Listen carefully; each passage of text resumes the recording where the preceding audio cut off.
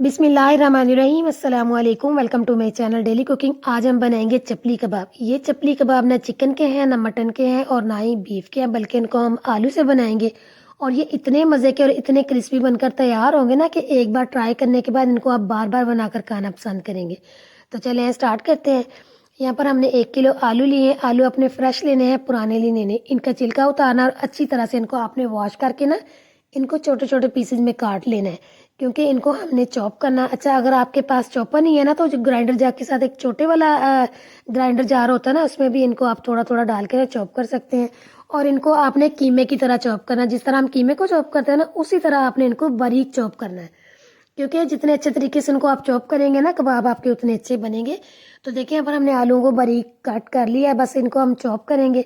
फिर उसके बाद आपने क्या करना है कि इनको ना आपने मलमल के ऊपर, कपड़े के ऊपर डाल के ना अच्छी तरीके से निचोड़ लेना। इनके अंदर पानी बिल्कुल नहीं होना चाहिए।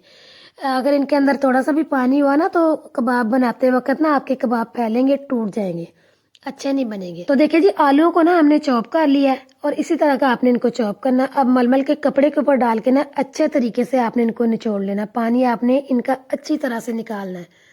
देखिए इस तरह से। देखिए अभी थोड़ा सा ही इसको ना हमने निचोड़ा तो कितना ज़्यादा इनका पानी निकला। फिर उसके बाद आपने एक बड़ा बाउल लेना और इसके अंदर आपने ये सारे आलू डाल देने। देखिए कितने अच्छे तरीके से ड्राई हो गए। इसी तरह के आलू आपके होने चाहिए। एक पाव जाएगा बारीक चॉप कट किया हुआ प्याज। प्याज को भी आपने चॉप करके ना सारा पानी इनका निकाल देना है। दो दरमियाने साइज के जाएंगे टमाटर। टमाटरों के आपने बीज निकाल के फिर उसके बाद इनको ना आपने चॉप करना है या बारीक कट कर लेना है। 1 खाने का चम्मच भर के चॉप की सब्ज मिर्चें और थोड़ा सा जाएगा इसके अंदर पुदीना। थोड़ा सा जाएगा इसके अंदर बारीक कटा हुआ हरा धनिया। फिर इसके अंदर हम डालेंगे अनारदाना। अनारदाने को आपने वॉश करके ना अच्छी तरह से कूट लेना है।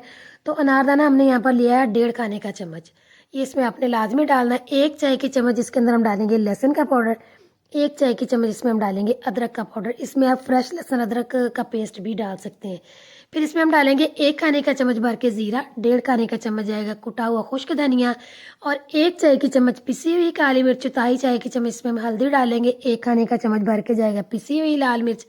1 चाय की चम्मच कुटी हुई लाल मिर्च। 1 खाने का चम्मच इसके अंदर हम डालेंगे नमक, या फिर जायके के मुताबिक कम ज़्यादा कर सकते हैं। और 1 चाय की चम्मच जाएगा इसमें चाट मसाला। अब बाइंडिंग के लिए ना इसके अंदर आपने बेसन नहीं डालना, इसमें आपने मैदा डालना। और 4 खाने के चम्मच पहले इसके अंदर हम डालेंगे, अच्छे तरीके से मिक्स कर लेंगे। अगर ये अच्छी तरह से बाइंड हुआ तो फिर आपने 4 खाने के चम्मच ही डाल दें। अगर आपको कम लगा, ये बाइंड ना हुआ, तो थोड़ा सा आपने इसके अंदर और शामिल कर देना है। तो मैदा थोड़ा सा हमें कम लग रहा था। ये बाकी का जो बचा हुआ ना, ये भी इसके अंदर हम डाल देंगे। टोटल इसके अंदर हमने 5 खाने के चम्मच मैदा डाला। मकसद इनको ना हमने बाइंड करना है, तो इनके अंदर ना आपने मैदा ज़्यादा नहीं डालना। तो अच्छी तरह से देखिए मिक्स हो गया। बस अब हाथ के ऊपर चेक कर लेंगे। तो देखिए बहुत ही बेहतरीन सा ये मिक्स हो चुका है और देखिए कितना अच्छा सा ये बाइंड हो रहा है। तो बस अब ये रेडी है। इसको रेस्ट देने की ज़रूरत नहीं है। कबाब आप अपने हिसाब से छोटे बड़े बना सकते हैं। और इनको आपने शैलो फ्राई करना, डीप फ्राई नहीं करना। और बिल्कुल हल्की आंच पे इनको आपने फ्राई करना, तेज़ आंच पे फ्राई नहीं करना। फिर ये ना ऊपर से जल जाएंगे, अंदर से कच्चे रह जाएंगे। तो कबाब इस तरह आपने डालते जाना है। 1 मिनट के बाद आपने इनकी साइड को चेंज करना, फ़ौरन इनकी साइड को चेंज नहीं करना।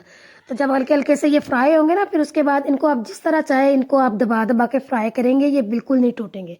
इस तरह आपने इनकी साइडों को चेंज करना। देखिए कितना प्यारा सा इनके ऊपर कलर आ रहा है। अब इनको आप जिस तरह चाहे दबाएं, जिस तरीके से भी इनको आप फ्राई करना चाहते हैं ना, तो कर लें। ये बिल्कुल भी नहीं टूटेंगे, ना ही ये फैलेंगे।